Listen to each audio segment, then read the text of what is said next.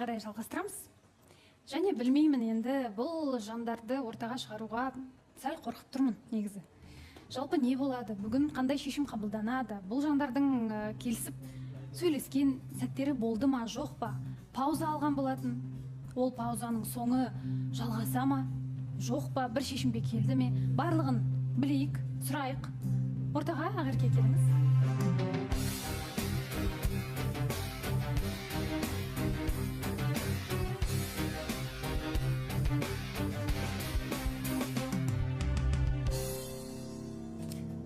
Ақерке, енді сізге қарасам өте бір құлпырып тұрсыз, сондай нәзік болып, жаңа образда, жаңа Ақерке сияқты болып тұр. Бәлкім барлығын ойланып, біраз бір таразыға салып көрген шығарсыздар. Сержанмен бәлкім сөйлесу болған шығар сыртта. Немесе жай ғана осы бүгін жауабын білем деп келіп тұрсыз ба? Енді әлде Сержанның өзін шақырып алайық, иә, бірінші? Сержан, келіңіз.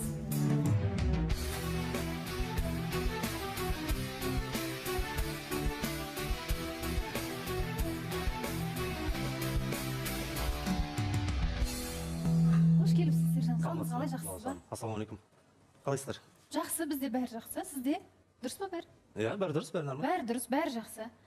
Амандаспадыңыздар бір-бірлеріңізге. Негізі өткен жолы кеткеннен кейін сөйлестіңіздер ме? Сөйлескенде ондай бір қатты бір әңгіме болған жоқ па осы? Ашығын айтайын. Кішкене пауза дегеннен кейін мен енді паузаны басқаша елестеткенмін негізінде. Все-таки сөйлесеміз деп ойлағанмын.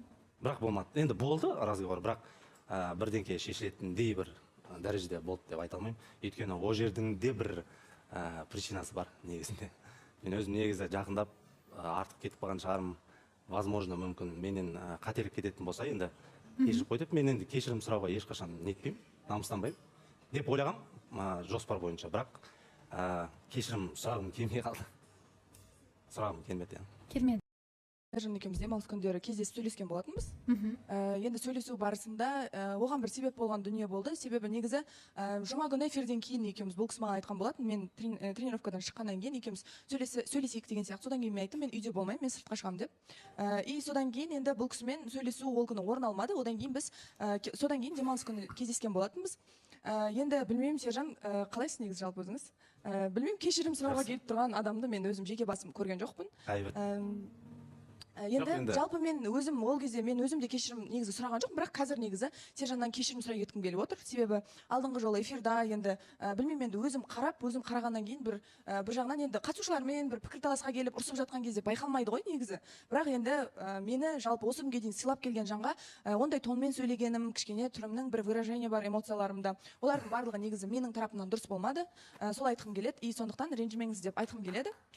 Бірақ одан бөлек енді жалпы ол эфирдан мен біраз дүние түйдім деп айтсам да болады. Жалпы адам баласы енді андай өзі миымен ойланса да аузынан шыққан сөздерді барып қабылдайды екен, оказывается. Мен ол нәрселердің барлығын өзім айтқаннан кейін барып түсіндім. Енді Сержан келген кезде түрлі сұрақтар болды, кішкене ұрсып қалдық, кішкене келіспей қалған моменттеріміз де болды. Бірақ енді білмеймін, менің түсінгенім жалпы енді ұят та шығар бұл нәрсені біраз уақыт енді бір жыл өткеннен кейін айтқан, негізі екеуміз мүлдем бір-біріміздің адамдарымыз емес екенбіз, оказывается. Неге оны қайдан түсіндіңіз? Осы паузаның кезінде түсіндіңіз ба? Иә, паузаның кезінде түсіндім, и мен болады ғой енді, ойландым деп те айтсам болады, ойланбастан бөлек енді айналаға да назар аудардым. Оказывается, айналадағы адамдар да өмір сүріп жатыр екен, менен де басқа. Оказывается, осы студияның адресінен, менің үйімнің адресінен бөлек адрестар да бар екен, ол нәрселерді де білдім өзім үшін. И көптеген нәрселер түсіндім жалпы, бірақ енді Сержанға қарай келетін болсақ, менің оказывается бір өзімнің үміт болады ғой, кез келген қыз баласы істеп алады деп ойлаймын. Қойып қоясың бір адамды, осы адам осы күні сенің қалаған адамың болады деп қойып қоясың. Бірақ ол нәрсе оказывается солай күтіп мен бір жылымды өткізіппін құр босқа деп те айтсам болады. И ол нәрсе үшін бұл кісінің ешқандай кінәсі жоқ. Енді адам баласы суға өзі барып секіріп, мені су батырып жатыр деп айтпайды ғой, өзіңсің себебі секірген. Сондықтан өзім қаладым осы кісімен таныстықты, өзім бұл таныстыққа түстім. Бірақ енді нәтижесі менің қалағанымдай болмады деп айтайын. Енді суға түскен адам малтап шықса да құрғаққа шығады ғой, мысалға ол ситуациядан шығатын да моменттер болады ғой негізінде. Просто мен ойлаймын да, біздің ұрысқан себебіміздің біреуі орындалды да, и ол нәрсе мүмкін бұл адамға жаққан шығар деп ойлаймын да. Өйткені алдында орында отырған кезде айтқан еді ғой, мен сені тауып алам, қазір любой жерден деп айтты маған, угроза деп айтты деп. Мен негізі угроза жасаған жоқпын ол кезде. Мен жай ғана айттым, сен неге телефонға жауап бермей жатсың? Мен қазір кез келген жерден сені тауып ала саламын, егер сен бір жерде отырған болсаң дедім. Таки солай жұма күні болды, мен сөйлескім келді, жаттығудан кейін үйде болмаймын деп айтты, бірақ маған достарым, бауырларым айтты. Мен саған өзім айттым, сыртта жүрме. Қазір мен айта салайын, жеңгешка осында жүр ғой, осы жақта деді. Сосын қайтарайық па дейді. Сосын мен айттым, мен сен қайтаратын сен вообще ешкім емессің ғой дедім. Жүре берсін деді. Содан просто сол нәрседен кейін мен мынандай сөйлескім келмей қалды негізінде. Кешірім сұрап, негізі мәмілеге келдім деп сондай бір момент болған. Одан кейін сұрамайды. Енді уақытын айтпай қояйын енді. Уақытын айта бер. Ондай бір Қасында кім бар екенін айтты, біреулер бар деді. Қалай? Сіздер екіге кеттіңіздер. Содан кейін паузаның уақытында сөйлестіңіздер. Сөйлескен кезде. Сол күні. Сол күні сөйлестіңіздер. Жоқ, сол күні сөйлеспекші болғанбыз. Сол күні негізі сөйлесу. Сіз сол күні кешірім сұрағыңыз келді. Енді Содан кейін сіз қайда бардыңыз? Жоқ, мен түсіне алмай жатырмын. бақытты сәт бұл деп айтады ондай нәрсені. Жоқ, енді шілей бақытты болдым деп айта алмаймын. Баласхан, енді мен үйде жата берсем, депрессияға түсе беремін да. Не істеймін үйде жатып? Одан да барып достарыммен бір отырып қайтайын деп сыртқа шықтым. Қай жерге? Қай жерге бардым? Қаншада? Достарымды қазір айтсам таңғаласыздар. Мен Әсем. удивительный негізі ол нәрсе. Әсем бар, Нұрай бар, Аягөз болды, Әділет, Бекзат деген жан досым, Нұржан болды сосын. Өзіміз қатысушылар болды. Қатысушылар болып шықтыңыздар. Вот мен Негізі Әділеттің барғанын білеміз. Түрлі видеолар келді, көрдік. Бірақ енді сіз сол жерде деп ойлаған жоқпыз. Мен жоқ, ол негізі видеоға түсетіндей неткен жоқ. видеода жоқ, бірақ маған сырттан көрген бауырларым айтып тұрды ол нәрсені. Қазір толықтырып асықпай айтып бересіздер, бізде жарнама. Біз бұл күн көрінбейміз немесе олай емес, керісінше адам соншалықты бүйтіп ата-ана мәпелейтін сияқты, қарайтын сияқты да көбінде. Ал Маян тарапынан ол керісінше сәл басқа. Маян өзім айтып кетейінші, бұл жерде ата-анамен тұрғанда бастапқы бір ай, бірақ бұл кісі жаңағыдай 1-2 жыл деген әңгіме болды да. Одан кейін мендегі ой ата-ене күн көрсетпейді деген нәрсе емес.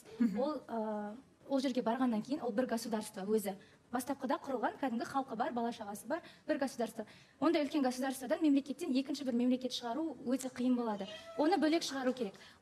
Екіншіден жаңағыдай жауапкершілік жағы, ер адам әке шешесімен тұрды, ол өмір бойы, и так жауапкершілігі де аз болды. Үйленгеннен кейін де әке шешесімен тұратын болса, жауапкершілік одан сайын мына жаққа қарай ауысады да, өзінің басына қарай емес. Сондықтан тем более қазір мынандай жағдайлар болып жатыр. Мен вообще ойланып қалдым, сондықтан да жауапкершілік көбірек болса деймін. Ол жерде мәселе мен жаңа келінді қызмет атқарғым келмейді деген әңгіме емес. Менің қалауым просто бөлек ответственность алып, өз мемлекетімізді құру, яғни әр отбасы бір мемлекет болу керек. Бауырсхан бір минут айтсаңшы, бір минут былай да негізі қарашы, жалпы мысалға қара, менде қазір бізде үйде келініміз бар да, мысалы келініміз болды 2 жыл болды негізі біздің үйде тұрғанына. Бірақ енді сен оғың тарапынан қарағанда кішкене әдетсіз деп оқитын сияқты. Мен егер ертең үйленем да бірден бөлек шығып кететін болсам, ол да ертең де келінімде бір кішкене нетеді ғой, реніші болады деген сияқты. Одан бөлек менде ата-анам сонда ұзақ күтіп бірден шығып кеткен ерте сияқты 1 жыл, 2 жыл, 3 жыл ол жақсы дүние сияқты. Оған ештеңке бір қатты несі болмайды. Одан кейін ары қарай алып кетуге болады. 3 жылдық сен кішкене опыт болады, саған көмектеседі, ата-анаң жағына қандай болады. Сенде де мысалға ата-ананың тәрбиесін көріп өскен қызсың ғой, өскен қыздан оған бір дұрыс қараған жөн сияқты. Бір қатты бір мемлекетті күйінде істеуге болатын дүние ол. Просто менің отбасымда ата-енемен тұру деген нәрсе болған жоқ. Сондықтан да мен ол нәрсені көрмеген кейін бізде бүкіл келіндеріміз өздері бөлек тұрады. Одан кейін ол менің ойымша өте дұрыс деп ойлаймын. Себебі отбасы болғаннан кейін мен даже өзімнің ата-анаммен бірге тұрмаймын да 18 жастан бастап. Ол маған қиынырақ болады. Одан кейін жоқ, бөлек тұру, ол қазір мен өзім де түсініп жатырмын. Бой жетіп бөлек тұрғаннан жауапкершілігің арта түседі, одан кейін көп нәрсені жүйелеп дұрыс жасайтын боласың. Ал семья болғаннан кейін енді біреудің мінезі бар, біреудің мынандай деген сияқты келіспеушіліктер көп болады. Ол біріншіден жас отбасының ара қатынасына қатты әсер етеді ол нәрсе. Мен өзім енді тұрмыста болып опыт жинап келіп отқан жоқпын, конечно, но ол жағынан менде знание бар уже. Тұрмыста не болады, қандай жағдайлар болады деген сияқты. Май қараңызшы, сіз де Жәнібекпен таныстыққа қараған кезде Жәнібек сізге ұнайды, жалпы жақсы адам ретінде көресіз, сізге бірге қызық, тіпті бәлкім болашағыңызды да көретін шығарсыз. Дәл осы мәселе сіз үшін бұл жоқ, менің принципіммен дәл осы ойда қаламын ба? Әлде уақыт өте келе, бәлкім барлығы дұрыс болып жатса, мен Жәнібектің айтқанына көнермін, келісермін, өзгерермін деген сияқты әңгіме ме? Жоқ, менде принцип өзгермейді. Яғни бұл өзгермейді. Жоқ, негізі Маяға айтқан болатын негізі. Бұл яғни түсінгеніміз бойынша Жәнібекке ғана емес, болашақта өзіңіздің ер азаматыңыз кім болса да қойылатын талап. Мен просто бірінші орынға всегда өзімді қойып үйренгенмін. Ол нәрсе дұрыс деп есептеймін, сондықтан да ол менде принцип. жоқ Майя сен мен айтайыншы кез келген босаға аттағаннан кейін сен кез келген по-любому сен атайын мен бір екі айға келсем Майя ол бір екі ай деген өте аз уақыт, бір апта сияқты дүние да, бір жыл 2 жыл түк те бір қатысы үлкен неме сияқты, бір жылдың өзінде тез ақ уақыт өтіп кетеді. Сен мен болмасам да басқа жігіт те соны айтады, басқалар да бәрін тарапсында, мен ойлаймын кез келген қыз мына жерде отырған бәрі келісетін сияқты ол дүниеге. Жәнібек демеңіз, себебі айтпауы мүмкін, оған еш нәрсеге кепіл жоқ. Мәселе Майя айтып тұр, бұл маған принцип деп сізге айтып тұр. Оның барлығынан бұрын бірінші қарым-қатынас түзету керек сияқты, дәл сізге қатысты. Содан кейін бар бұл мәселені шешу керек сияқты. Барыс. Иә, Балауса ханым, қайырлы күн. Майя, қош келдің. Мен түсінбеймін да, Балауса ханым, неге біз Жәнібекті қинай береміз? Мына жақта Ақерке айтып жатыр, мысалы, осындай қыз, әдемі қыз, иә, оған сөз жоқ, әдемі қыз екеніне. Басқа біреуге келетін болса, басқа біреу жұлып кететін еді, үйтетін еді, бүйтетін еді деген сияқты. Бірақ біз Жәнібектің ішіне кіріп шыққан жоқпыз ғой. Сөз емес, егер бізге ұнаған адам Жәнібекке де ұнау керек деген. Балауса ханым, аяқтап алыңыз, аяқтап алайын. Өйткені Жәнібектің ішінде не жатқанын білмейміз. Жәнібектің бір ашылып айта алмай жүрген бірдеңесі бар ма? Әлде сен қарындасыңнан артық көре алмайсың ба деген сияқты. Әлде ойың негізі басқада ма? Соны бір ашып нақтылап Жәнібек өзің айтып кетсең, қашқақтамай мысалы біз сені баса бермейтін дейші. Балауса ханым, осы бірақ толыққандай емес, бірақ мен Жәнібекті барлығын үшін кінәлай беретінін түсінбеймін. Себебі үміткер болып келіп отырған қызда Майя, тем более бұл бұған дейін Жәнібектің қандай екенін құрбысынан сұрап алған болуы мүмкін. Ол қазақи жігіт, шымыр, шапшаң жігіт. Оның қандай екенін почти сырттай білетін адамсыз да. Эфирде қараған кезде Жәнібекті білемін, жылдам жігіт деген сияқты принциптарын айтып отыр, бірақ Жәнібекті қинап, қатты оны кінәлай беру дұрыс емес деп ойлаймын. Өзінің қалауы, өзінің таңдауы, өзінің ішкі қалауын айтып отыр. Осындай тәрбиеде өскенмін, қыздан осындай нәрсе күтемін деген сияқты. Енді оны таңдап келген қыз керісінше Жәнібекке иілу керек деп ойлаймын. Иә, бұл әңгімені біз жарнамадан кейін толығырақ білеміз, Жәнібектің өзінің ойын білеміз, не деп айтарын. Таныстық жалғаса ма жоқ па, барлығы жарнамадан кейін. Құрметті көрермен, жарнамадан оралдық, белгі Бекзаттың қолында. Сенің өмірің. Бұл сенің өмірің, ал менің өмірім туралы өлең айтып берсем қалай болады? Өзіңіздің? Менің өмірім туралы да енді. Мені бос кінәламай жан-жақты ойлан, бұл жай бір сөзім емес алдап қойған. Сен маған уақыт бөл деп өкпелеме, мен саған өмірімді арнап қойған. Болды емес па? Арнап қойыпсыз. Иә, мені бос, былай айтайыншы, кішкене өзептім да. Мені бос кінәламай жан-жақты ойлан, бұл жай бір сөзім емес алдап қойған. Сен ештеңе бермейсің деп өкпелеме, мен саған чемпион шай алып қойған. Былай. Мәссаған, бірақ қазір енді шайды берейін, бірақ сіз кімге бересіз деп ойлап тұрмын мен. Келіңіз. Бекзат, сізге чемпион Кения Сансет шайын сыйға тартамын. Өзіңіз жақсы білесіз, қара тершіктелген, ешқандай да қоспасы жоқ. Керемет, өте жоғары сапалы шайды сыйлаймын. Ал сіз осы біздің қатысушы қыздарымыздың арасындағы біреуге берейін деп тұрсыз ба? Әлде өміріңіз емес? Сақтап қоятын шығармын онда. Сақтап қойыңыз онда. Сол қыз келгенде өзіңіздің атыңыздан чемпион шайын бересіз. Ақерке. Иә, Балауса ханым, негізі мен ойлаймын, жалпы жаңа кім барысты айтып жатыр да, енді Жәнібектің кінәсі жоқ қой деген сияқты. Жәнібектің енді алдынан бері айтып келе жатыр ғой, тек ақкөңілдігі кінәсі деп, енді сол шығар, білмеймін енді кінәсі по факту не екен. Бірақ негізі мен ойлаймын да, Жәнібек жаңа енді негізі осы Жәнібектің былай бір суыққандылық танытып, кездесулерді де дұрыс істемей жүргенінің себебі осы дүние ма деп ойлаймын. Себебі бәрібір менің ата-анаммен тұрмайды, енді бөлек тұрайық деп айтады. Осы нәрсе проблема болғаннан кейін мен ата-анамнан аттап кетіп өте алмаймын. Сондықтан бұл қызға бір чересчур көңіл бөлмей қояйын деген сияқты бәлкім жүрген шығар. Бірақ Жәнібек, сен енді өзің айтып тұрсың ғой, сен қалай сонда менің әке-шешеммен тұрмайсың деп. Енді сен бір рет тіпті дұрыстап адамдыкіндей свиданиеге жеке өзің апармаған қыз қалай сенің қазір айтады сенің ата-анаңмен тұрам деп. Хотя бы уақыт өту керек. Бұл қыз негізі қыз баласы жақсы көргеннен кейін оның көнбейтін дүниесі болмайды. Барлық дүниеге көне береді, бірақ екеуіңнің әлі таныстықтарыңа аз ғана уақыт өтті, екеуің бір-біріңді дұрыс танымайсыңдар да. Сен қазірден бастап андай бір айдағаның бесешкі ысқырығың жер жарат сияқты болып отырсың да, сен мына жерде сен обязательно осылай істейсің деген сияқты. Қазір бұл состояниеде екеуіңнің бұл этаптарыңда махаббаттарыңның ешқандай қыз көнбейді. Біраз уақыт өту керек, мүмкін жылдар екеуің бір-біріңмен бірге болуларың керек. Содан кейін негізі көнбейтін қыз болмайды, көндіре алмайтын жігіт болады деп айтады ғой. Сен көндіре аласың деп ойлаймын. Сондықтан қазірден бастап ол нәрсеге қатты зацикливаться етудің қажеті жоқ. Жауап берсін. Жауап берсін. Негізі Ақерке дұрыс айтасың, негізі былай ғой. Мен жалпы былай бөлек кездесіп жүрмін негізі Майямен, шыны керек. Майядан былай ғой негізі. Бәрі жақсы да, Майя әдемі, Майя күшті, Майяның жанында өзің күшті сезінесің, бәрі жақсы да. Майя барлық нәрсеге көзін жұмып қарайды да, мына жерде мен көбіне достармен барам, былай боларым, бірақ именно осыған келген кезде ода бір мынандай сондай тұрып қалды да, болды, мен бөлек тұрам деген дүние. Мен сол үшін менде де кішкене сол нәрсе бүйтіп ойландырып қалды да, бірақ мен Майяға айтқан болдым, Майя бәрі уақыт еншісінде. Уақыт келеді, бәлкім сен ол өзінің ойынан айнитын сияқтысың дейді. Бірақ именно сондай нәрсе кішкене ұстайды да менде осы үшін. Айта қойыңыз. Жаңа да айтып жатыр ғой, есіміңіз Зарина, иә? жаңағыдай иілу керек таңдап келгеннен кейін деп. Енді бұл жерде қалай келсе де қыз бала бірінші қадам жасады ма, ер бала жасады ма, қандай тарап болса да қыз баласының орны қыз бала болып қалады. Мен оның алдында иілмеймін, ол кісі керісінше менен жоғары шықсын деген келеді. Ал өзімнің принципімнен мен бас тартпаймын. Балауса ханым, енді мына жерде Майя енді алдыңғы эфирлерде айтқан болатын, негізі ата анамен тұруға қарсы емесмін деп. Енді мына жерде ой өзгеріп отқанын байқап тұрмын. Бірақ енді айтамда негізі ода тұрған ештеңе жоқ, қашатындайш. Бұл қазақи жігіт ата анасының қолында тұру керек кішкене осыны уақыт. Енді бағана Жәнібек дұрыс түсіндіре алмай кетті, қар баласы тез болып жатыр деген негіз бір әңгімесінде айтқан болатын. Енді жақын бауырым үйленіп жатыр, қар баласы болып жатыр. Мына эфирде таңертеңнен кешке шейін отырамын, одан кейін тойға барамын, үйге барып, ана ремонт жүріп жатыр, соған көмектесемін. Басым ауырып кетті, қайсыны үлгерерін білмей деген әңгімесі болды да. Енді алдында екеуміз кездесуге дегенде Жәнібек екеуміз тамақтануға барайық дедік. Сол кезде енді шынымен де Маянты алып алайықшы, пожалуйста, Маянты көргім келіп тұр деген сияқты өзінен кәдімгі тартылыс байқадым. Енді екеуінің әңгімесінен кәдімгі андай сыйластықтың патологын көрдім. Енді әр нәрсенің жұптықтың да, отбасылықтың да ең басты фундаменті сыйластық қой. Осы сыйластықтарын үзіп алмасаң жоқ, отсада да Балауса ханым, негізі бәрі күшті да, негізі бәрі сыйлайды. Майя кәдімгідей сыйлайды, сен мен сөзімді бөлмейді кәдімгі. Бәрі өзі айтып тұр, ер азамат бір қадам жоғары жүріп кетіп тұр да. Бірақ маған андай ғой, бір ұста қалатыны принципімде тұрып алды да, жоқ мен бөлек тұрамын, жоқ мен бөлек тұрамын. Сол нәрсе кішкене бүйтіп тиіп тұрады. Майя оған сен асықпашы ондай дүниеге. Бір Алла біледі ғой, адамның деген емес, Алланың қалағаны болады. Ол әңгімені кім бастайды? Балауса ханым, мен бастағанмын. Өзінің принципін ғана жауап ретінде сізге айтып тұр. Сіз ақыры қоймай сұрайтын болып тұрсыз ғой. Жоқ, мен сұраймын да, Майя неге солай, сен бәрін күшті, бәріне көз жұмып келе жатсың. Мысалға мен достарым, неге достармен сені таныстырамын? Мен бірден ақындап сөйтіп бірінші жақындарымен, достармен, одан кейін ата-аналарыммен сөйтіп таныстырғым келеді деп жатырмын. Бірден сөйтіп көрсеткім келеді да, сөйтіп. Жәнібек, мен сізге айтайын, сіздің бір байқамайтын нәрсеңіз, қарым-қатынаста ең бастысы доспен таныстыру, ата-анамен таныстыру, басқасынан бәрінен бұрын екеуіңіздің әңгімелеріңіз жараса ма, жараспай ма деген бірінші сұрақ.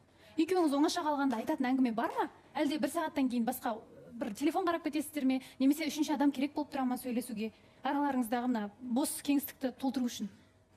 Сол нәрсе бірінші фундамент деп айтады ғой, сол дұрыс болмаса, оның ар жағындағысының барлығы керек емес нәрсе. Бірінші, кім сіз бір-бірлеріңізге қажетсіздер ме, жоқ па, соны біліп алыңыздар. Ата-анамен тұру деген мәселені түсінгенім бойынша қайта сіз ғой бастап қозғайсыз. Одан бұрында бірінші Маяның көңілін табу бар, Маяның сізге жағуы бар, екеуіңіздің бір-бірлеріңізбен деген қарапайым сөйлесу бар. Енді менің ойымша сіздердің сөйлесетін, айтылатын әңгімелеріңіз көп сияқты. Майя өте түсінігі мол қыз, барлығына түсіністікпен қарап отыр. Жәнібек, таныстық жалғаса ма? Иә, әрине таныстық жалғасады. Жалғасады. Осы мәселені тағы да шешуге тырысыңыз. Бірге тырысып көріңіздер. Себебі білесіздер ғой, қарым-қатынас екі адамның үздіксіз жұмысы, сондықтан да сіздерден жақсы кездесу күтеміз. Және барынша өтініш асықпай, бір-бірлеріңізге назар аударып, әрбір сәтті жақсылап өткізуге тырысып көріңіздер. Майя, келгеніңізге рахмет, сізді шығарып салайық. Жәнібек, жайғасыңыз.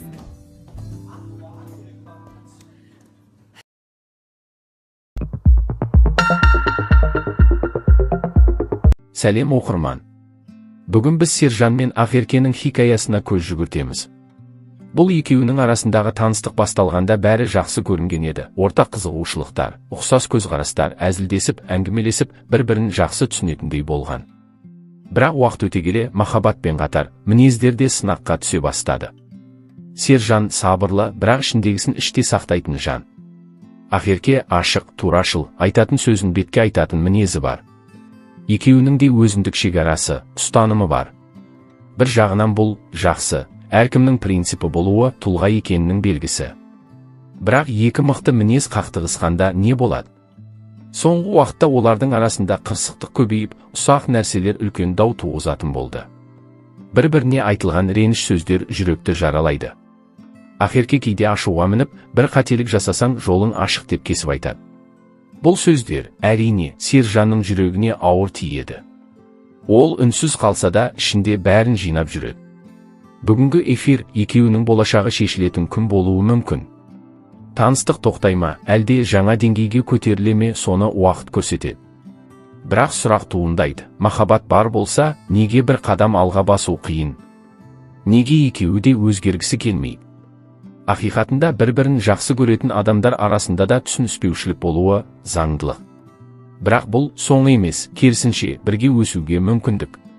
Егер екі тарапта өз қателігін мойындап, түсінуге тырысса, шынайы байланыс нығаяды. Сержан мен Ақерке өзара сын сағатында тұр.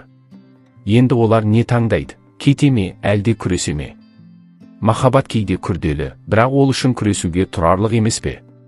Эфирде көрейік, кім қандай шешімге келеді. Осы хикая жалғаса ма, әлде тоқтай ма, жүректерінде не жатқанын тек өздері біледі. Эфирдің уақыты жақындап қалды. Экран алдында отырған көрермендер де күтіп отыр. Бүгінгі кеш не әкелмек? Көпшілік Сержан мен Ақеркенің арасында әлі де үміт бар деп сенгісі келеді. Себебі олардың көзқарасы, бір-біріне деген назары сезімді жоққа шығара алмайды.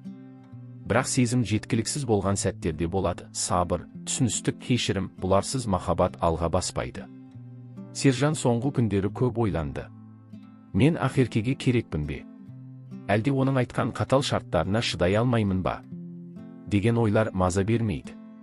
Ол өз сезімін сақтап қалғысы келеді, бірақ үнемі кінәлі болудан шаршаған. Ақерке де ой үстінде, неге мен әрдайым кешіруім керек?